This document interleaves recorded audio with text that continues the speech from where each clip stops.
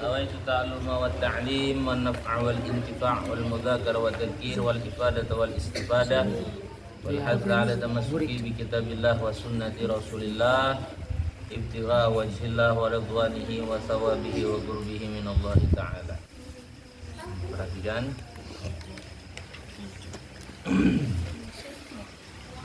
Kemarin kita sudah sampai Nabi Ibrahim, terus Nabi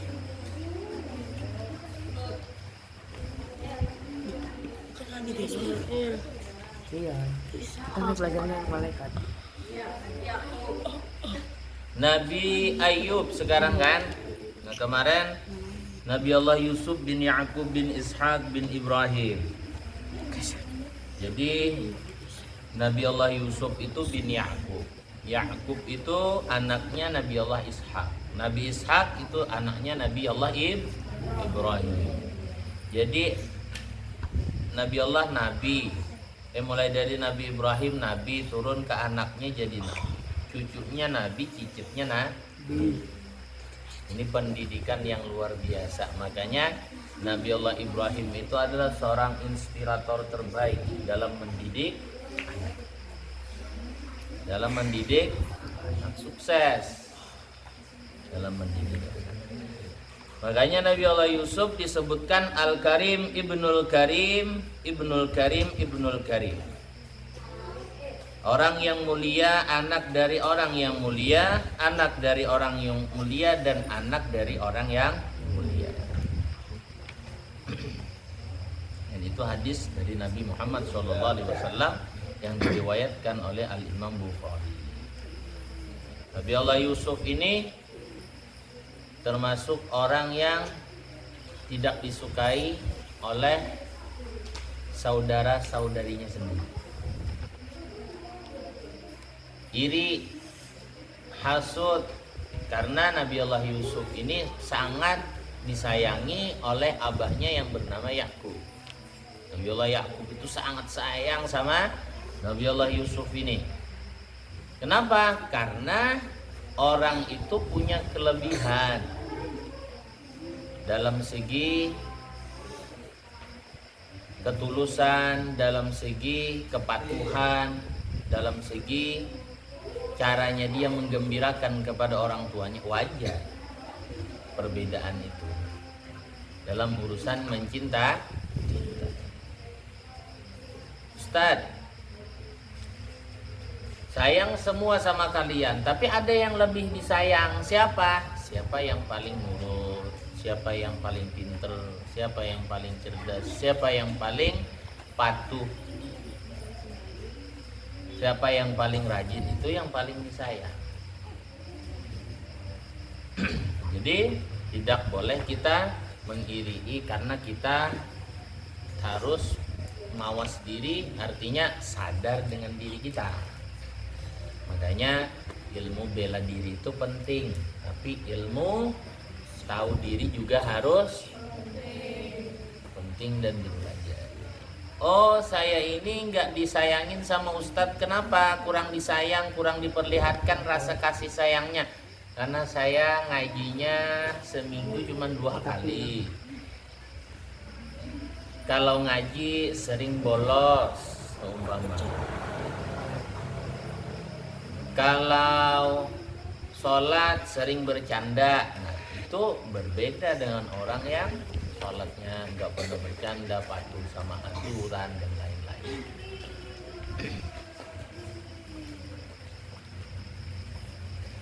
Ayub wa qad dzakara al-mu'arrikhuna innahu rajulun min waladi ibn Ishaq bin Ibrahim wa huwa an-nabiyyu alladhi yudrabu bihil mathalu fis sabr.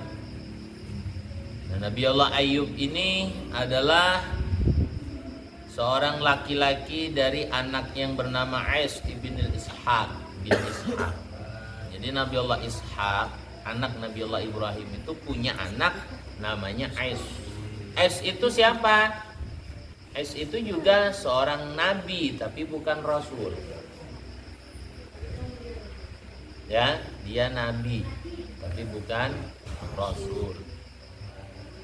Bisa jadi dia rasul tapi bukan rasul yang wajib untuk dihafal dan diketahui namanya. Bedanya nabi dengan rasul itu ada perbedaan. Seorang ahli ibadah dengan ulama. Ahli ibadah tugasnya dia beribadah kepada Allah tanpa mengajak orang lain. Ada yang diutus menjadi seorang rasul, dia untuk menyampaikan sesuatu risalah Allah dari Al-Quran. Apa yang diperintahkan Allah dalam Al-Quran disampaikan. Makanya perbandingan dan perbedaan antara nabi dan rasul itu berbeda. Derajatnya lebih tinggi para rasul. Kenapa? Karena dalam diri sifat para rasul itu ada yang namanya tabligh, menyampaikan kebenaran. Nah, menyampaikan kebenaran ini resikonya sangat besar. Makanya dengan resiko yang mereka tanggung, yang mereka hadapi, yang mereka rasakan, itulah yang membuat derajat mereka tuh semakin tinggi kedudukannya di sisi Allah. Makanya kata Habib Ali itu kenapa? Al-alimul wahid afdalu min alfi abid.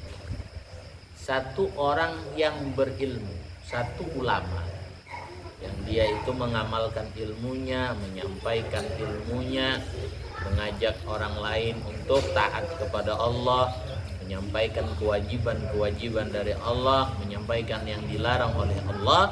Itu yang dia lakukan satu dengan orang alim hanya dengan keilmuannya yang dia miliki, maka itu lebih utama dari 1000 orang yang ahli ibadah. Orang ahli ibadah dikumpulkan 1000 dengan ilmu yang dimiliki oleh orang ulama saja, itu masih kalah orang yang 1000 dari ahli ibadah.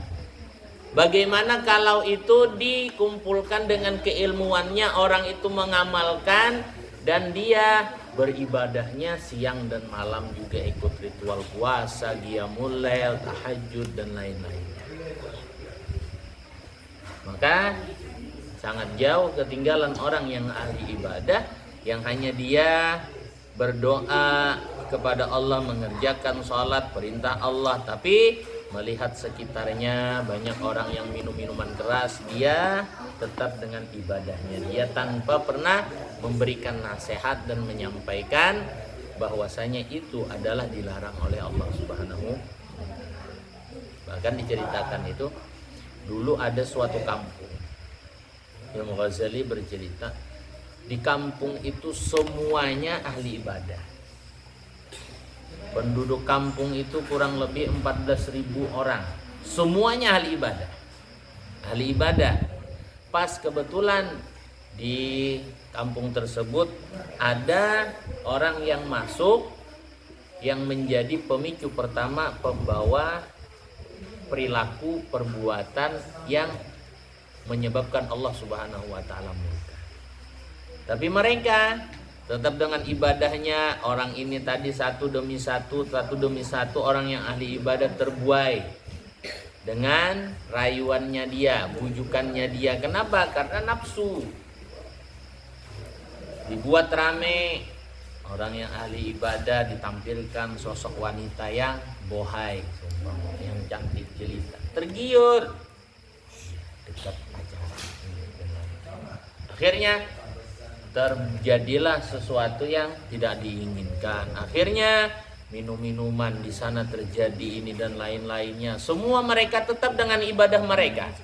Mereka tidak peduli dengan mereka orang yang maksiat kepada Allah. Mereka enggan untuk menyampaikan dari apa yang sudah diperintahkan Allah, bahwasanya hal yang semacam itu adalah melanggar aturan syariat Allah. Tetap dia diam, gak mau menyampaikan itu. Maka sehingga Allah Subhanahu wa ta'ala menurunkan azab kepada kampung tersebut, dan semua orang yang ahli ibadah pun meninggal dunia karena sebab turunnya azab. Faktornya karena sebab apa?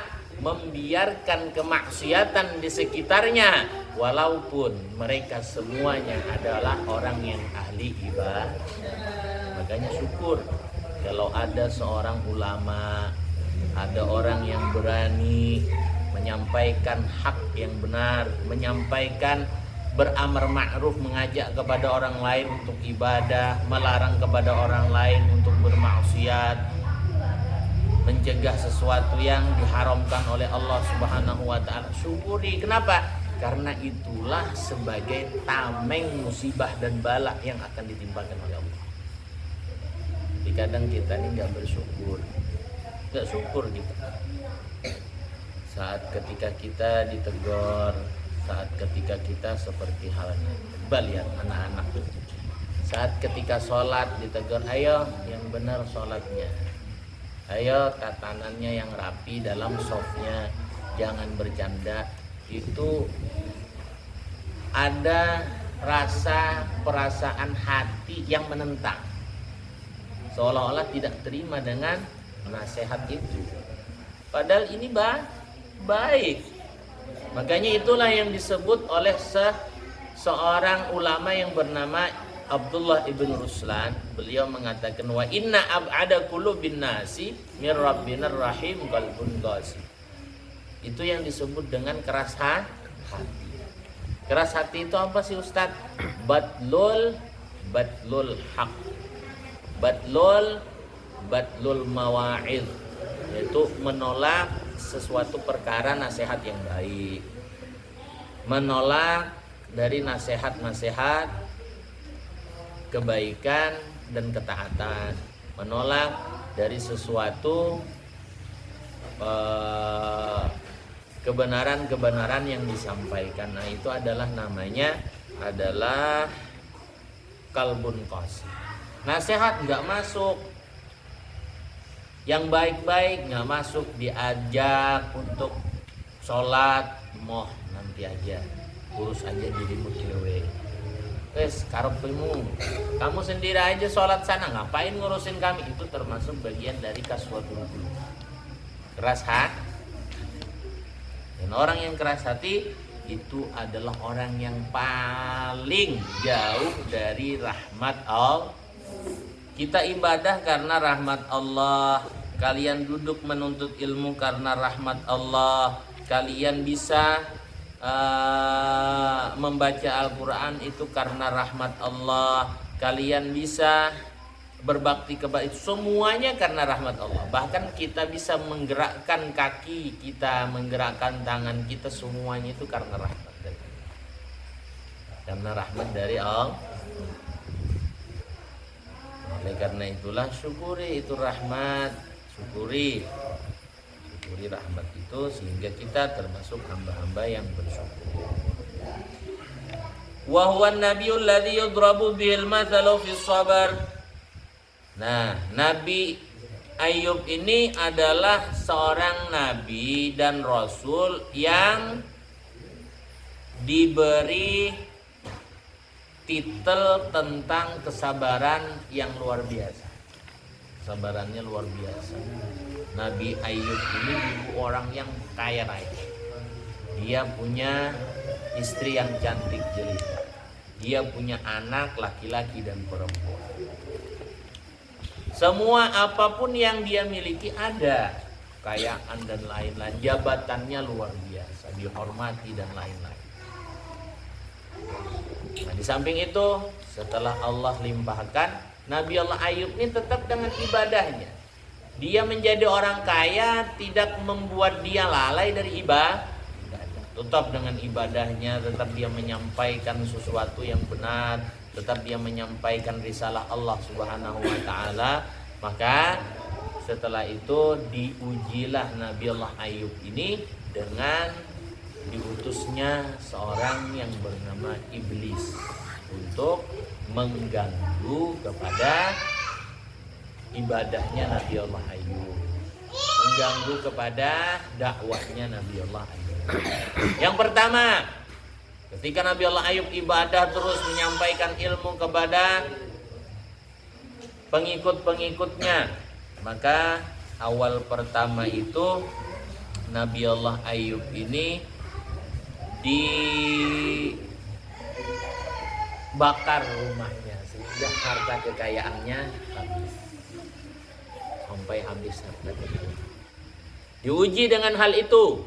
Nabi Allah Ayub tetap posisinya tidak berubah. Ada harta dengan tidak adanya harta. Bergelimang dengan harta ataupun kehilangan harta, ibadahnya tetap tidak berubah. Tetap sama Allah Subhanahu wa ta'ala, tidak berkurang. Malah semakin bertambah. Maka tidak cukup itu. Iblis terus bagaimana untuk mengganggu supaya ada perubahan dalam ibadahnya kepada Nabi Allah Ayub, maka dimatikanlah, buat anaknya tadi itu meninggal dunia.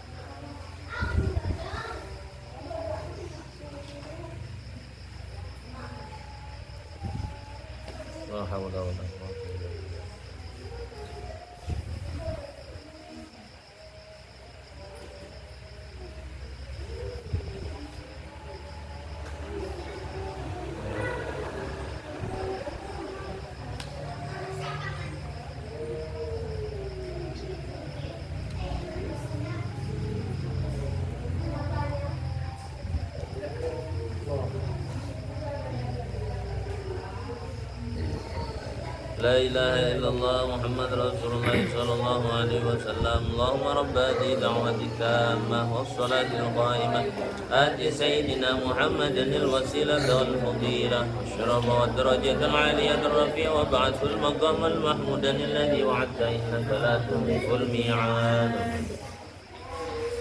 Jadi dimatikanlah anaknya ini karena sebab iblis tadi itu meninggal, anaknya keduanya. Tapi tetap tidak merubah ibadahnya Nabi Allah Ayub kepada Allah Subhanahu wa ta'ala, kedekatan Nabi Allah Ayub kepada Allah. Akhirnya maka setelah itu Nabi Allah Ayub diuji lagi dengan penyakit yang sangat mengerikan, penyakit kulit. Penyakit kulit itu penyakit kulit yang membusuk, yang mengeluarkan bau sehingga orang-orang ini ingin mengusir kepada Nabi Allah. Ceritanya begitu. Jadi ingin diusir itu Nabi Allah Ayub karena orang merasa jijik dengan penyakit yang diderita dan takut penyakit itu menular. Nah, seorang istrinya yang sabar sekali melihara, merawat kepada Nabi Allah Ayub. Maka dipelihara Nabi Allah. He. Kenapa?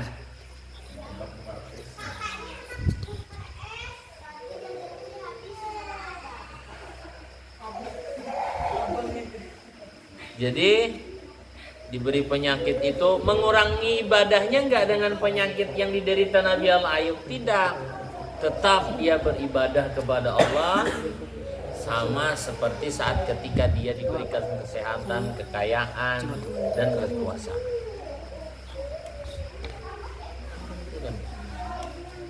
Nah, jadi sama, tidak ada berkurang. Maka dijadikanlah suatu saat ketika itu Nabi Allah Ayub sudah tidak mampu untuk memberi nafkah kepada istrinya, maka istrinya minta izin untuk bekerja, supaya bisa tetap memelihara Nabi Allah Ayub, memberi makan Nabi Allah Ayub. Maka diberikan izin oleh Nabi Allah Ayub. Setelah itu diberikan lagi kabar berita fitnah kepada Nabi Allah Ayub tentang perselingkuhan dari seorang istrinya kepada orang lain. Maka saat ketika itu Nabi Allah Ayub berkata, jika aku sembuh, maka niscaya akan aku kisos dia dengan beberapa pukulan. Akan aku takzir dia dengan 100 pukulan. Nah, saat ketika itu jika dia sehat, maka terus berdoa Nabi Allah Ayub kepada Allah Subhanahu wa ta'ala, ibadahnya tetap. puncak daripada semua ujian yang diberikan oleh Allah kepada Nabi Allah Ayub bisa dilewatinya, maka Allah kembalikanlah kesehatan Nabi Allah. Maka setelah sehat dipanggil istrinya tadi itu, bahwasanya istrinya melakukan suatu perselingkuhan kepada orang lain, padahal kabar berita ini hanya fitnah. Dan sehingga ucapan yang dilontarkan oleh Nabi Allah Ayub sebagai nazar untuk memukul kepada Nabi Allah kepada istrinya dengan 100 kali cambukan. Maka untuk supaya tidak menyakiti kepada istrinya dan nazar tetap dilaksanakan, maka dari 100 ranting kayu diikat, dijadikan satu, dipukulkan kepada istri. Seperti itu cara untuk melaksanakan nazar. Ya. Kenapa? Karena itu sebuah fitnah yang dikabarkan oleh seorang yang bernama Iblis kepada Nabi Allah Ayub. Maka puncak cerita setelah itu kesehatan kembali kepada Nabi Allah Ayub.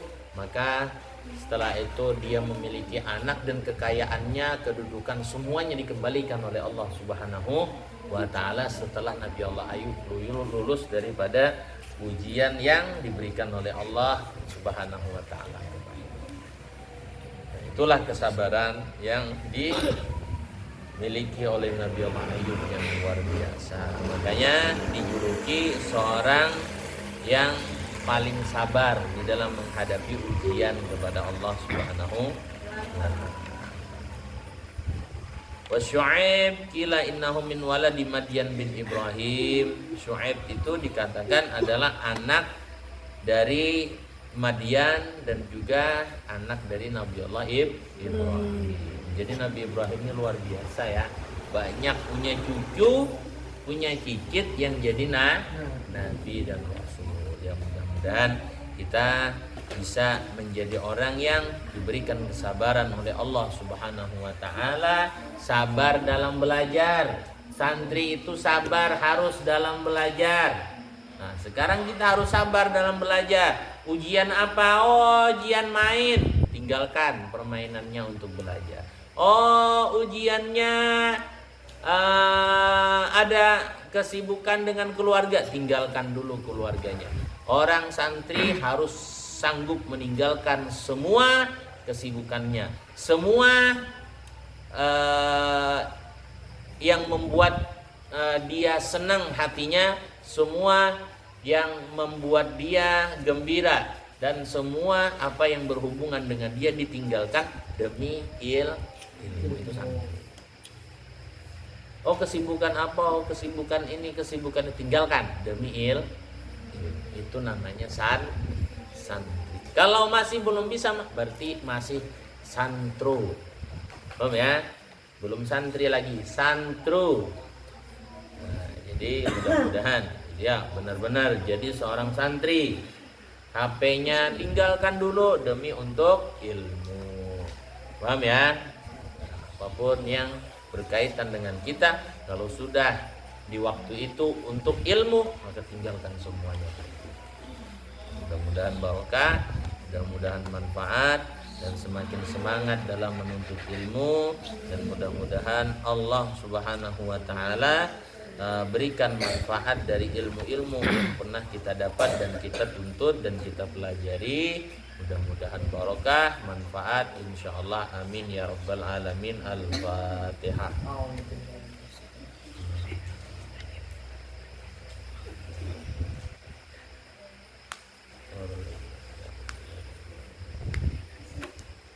Taqabbalallahu minkum. Minna wa minkum taqabbal ya karim.